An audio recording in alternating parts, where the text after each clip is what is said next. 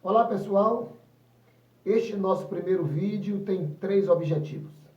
Primeiro, orientar a turma nas diretrizes gerais dessa nossa primeira aula síncrona.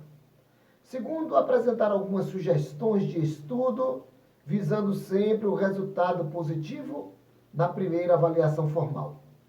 E por fim, resumir de forma pontual, breve e objetivamente o conteúdo dessa primeira avaliação. Vejamos, portanto, as diretrizes gerais. Observem que coloquei à disposição da turma alguns podcasts, exercícios de fixação e notas de aula sobre o assunto que estamos estudando, a saber, o juízo. Pode parecer excessivo o material e, por vezes, repetitivo. No entanto, tudo está sendo feito visando oferecer à turma as condições para que vocês possam alcançar os objetivos propostos por mim no planejamento do curso. Ademais, estamos pautados na certeza de que esse procedimento irá facilitar a assimilação por parte da turma das habilidades a serem desenvolvidas. Não esqueçam que a lógica é também uma arte. E como em toda arte, o exercício contínuo e as repetições de movimentos ou conteúdos levam, se não à perfeição, ao menos a um domínio mínimo da capacidade para lidar com os instrumentos da arte. Nesse caso, os conceitos lógicos formais. Pois bem, agora fiquem atentos às seguintes sugestões de estudo. A primeira sugestão: a turma deve entender que a aula síncrona faz parte do planejamento. Nesse sentido, seria importante a turma usar o horário da aula como se estivesse assistindo aula remota. Segunda sugestão: a turma deve evitar acumular dúvidas e toda vez que uma surgir, tome nota e tire-a com alguém da própria turma ou a envie ao professor. A terceira sugestão é de que a turma deve tomar nota e fazer apontamentos no momento que estiver estudando ou realizando as atividades propostas no momento assíncrono. Quarta sugestão: a turma deve assistir aos vídeos do meu canal de Lógica em 3 minutos, especialmente aqueles que tratam das definições de lógica, dos objetos e dos princípios, e, por fim, os que tratam do juízo e da classificação. Quinta e última sugestão: a turma deve refazer quantas vezes for necessário os exercícios de fixação, elaborando resumos das principais definições. Vejamos, por fim, um breve resumo do conteúdo da avaliação formal prevista para 15/9. A lógica é a ciência das leis do pensamento e a arte de aplicá-las na descoberta da verdade. Eis uma definição simples.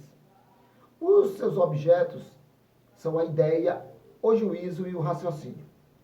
Da mesma forma, a lógica formal tem alguns princípios, e esses princípios fundamentam os objetos. Quais são os princípios? Princípio de identidade, princípio de não contradição, princípio do terceiro excluído, princípio da extensão e da compreensão e o princípio de razão suficiente. A ideia pode ser expressa por meio do termo, mas o termo não pode ser confundido com palavra. O juízo tem por expressão verbal a proposição. E o raciocínio possui como expressão verbal o argumento.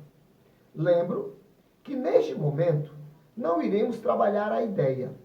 Assim, vamos direto para uma síntese final do juízo.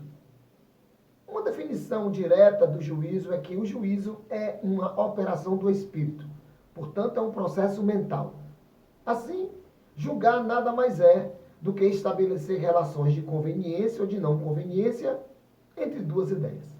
Nesse sentido, podemos classificar os juízos da seguinte forma. Primeiro, quanto à matéria. Segundo, quanto à forma. Terceiro, quanto à extensão. E, por fim, quanto à compreensão. Quanto à matéria, os juízos são analíticos ou sintéticos. Quanto à forma, os juízos são categóricos ou hipotéticos.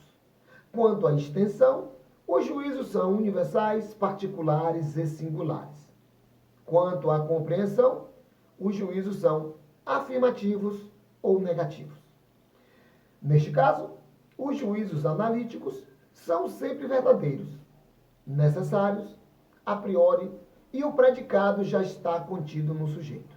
Já os juízos sintéticos são sempre contingentes, verdadeiros ou falsos, a posteriori, e o predicado não está contido no sujeito. Já os juízos categóricos são formados por sujeito, verbo e predicado. Já os juízos hipotéticos são aqueles formados por conectivos. Por exemplo, conjunções, disjunções inclusivas ou exclusivas, bicondicionais e condicionais, além da negação, é claro. Em síntese, é isso. Para o melhor aprofundamento desse conteúdo, sugerimos a escuta dos podcasts e a leitura das notas de aula colocadas à disposição da turma em PDF. Iremos nos ver no dia da avaliação formal. Até lá, ainda colocarei à disposição da turma mais 1 ou 2 exercícios de fixação. Desejo a todos bons estudos e até breve. Um abraço.